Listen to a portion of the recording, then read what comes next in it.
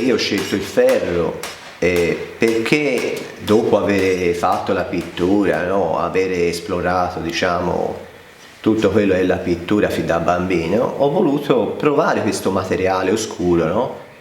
E imparare a lavorarlo, no?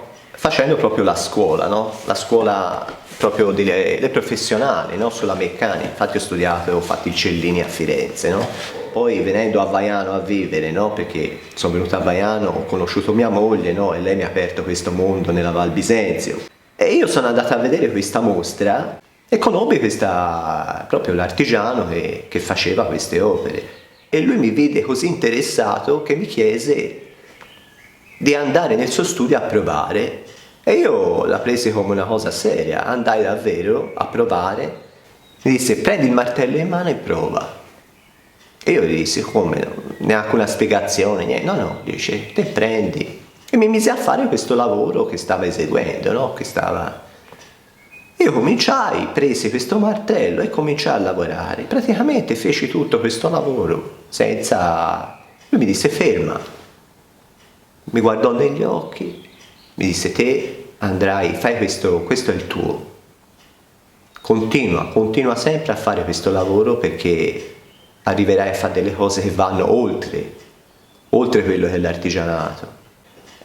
Quindi mi scoprì lui, io ero inconsapevole, no, a questo dono. Poi tornai a casa e questa cosa, sentendola con grande devozione, presi i miei strumenti, avevo una longarina di un treno che aveva portato mio padre, no? Mi misi lì e cominciai, usandola come incudine, cominciai a fare tutte queste creazioni che mi venivano in mente così dalle emozioni della gente, guardando negli occhi la gente, e la gente le prendeva, le comprava non come oggetti, no? Come se prendesse una parte di me. Questo rapporto, diciamo, meccanica-arte è essenziale perché, diciamo, attraverso la meccanica ho la conoscenza delle saldature. È importantissima perché mi permette di lavorare sulle tempere. Ho brevettato dei macchinari che mi permettano di fare, diciamo, delle pieghe particolari sui tessuti per raggiungere questo iperrealismo forte, no? Perché se no non avrei potuto raggiungere anche nei volti, nel tessuto, queste pieghe, queste emozioni che poi scaturiscono nella mia scultura, nella mia arte. Io provo delle emozioni,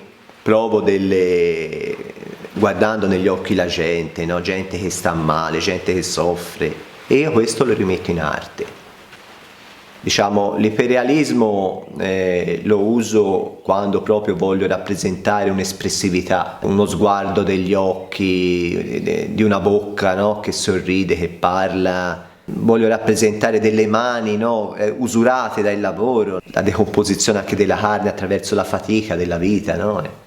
Non ripeto mai le stesse cose, no? È proprio una mia identità questa, no? Te mi riconosci perché proprio dalla diversità di ogni opera ho voluto lavorare da solo, libero, perché è proprio questa mia libertà che mi permette di fare tutte queste cose diverse e dare emozioni diverse attraverso varie forme d'arte.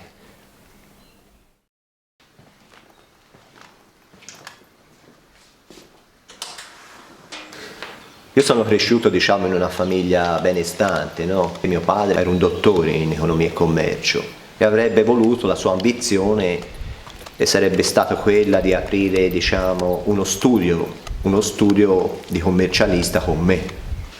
E io gli dissi, babbo, no, non è il mio, avrei avuto i soldi appalati, avrei avuto la vita già tutto predisposto, no? Ma io non ho voluto questo, ho cercato, no, di fare quello che sentivo dentro di me, no? E anche pur rimanendo nella povertà, capito? Non ho guardato i soldi. Da dove scaturisce poi la mia arte anche, oltre alle emozioni delle persone, è la natura. E l'osservare gli animali, tutto quello che sono le piante, e dal rumore del ruscello. E io guarì da questa depressione che ho avuto, no? Quando ero ragazzino. E proprio attraverso, mi mettevo lì e osservando proprio ogni foglia, come cresceva, praticamente mi sono liberato da questo malessere, no? E questo qui poi l'ho messo nella mia arte, no? E io vedo Dio, vedo questa forte energia e spiritualità attraverso la natura. È proprio la classica forma di panteismo.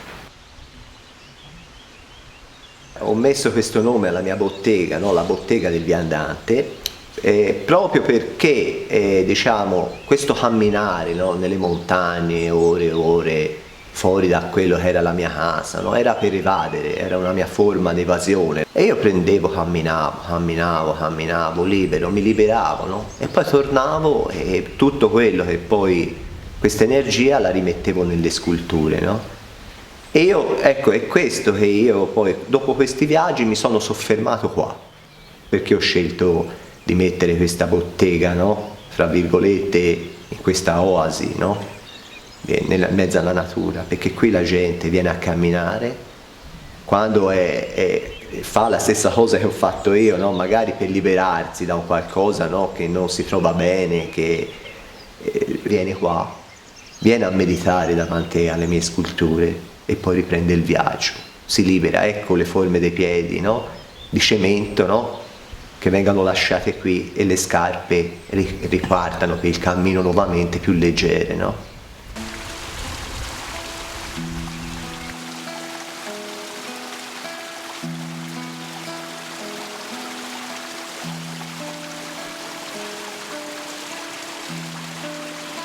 La mia arte è un suono, il ferro caldo ha un suono, il ferro freddo ha un suono, gli scalpelli stessi hanno un suono diverso. E tutto questo battere, no? E trasformare tutte le molecole del materiale, no? Hanno un suono, no? Batti e tutte le molecole si sperdano, no? Attraverso il metallo, emanano un suono.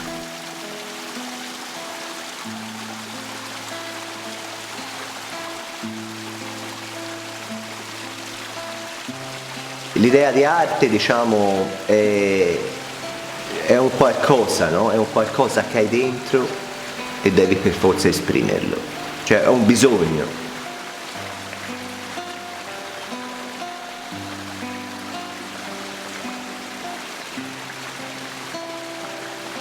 E secondo me questa è l'idea di arte, mettere in arte, trasformare in arte delle emozioni vere della società, del mondo di oggi.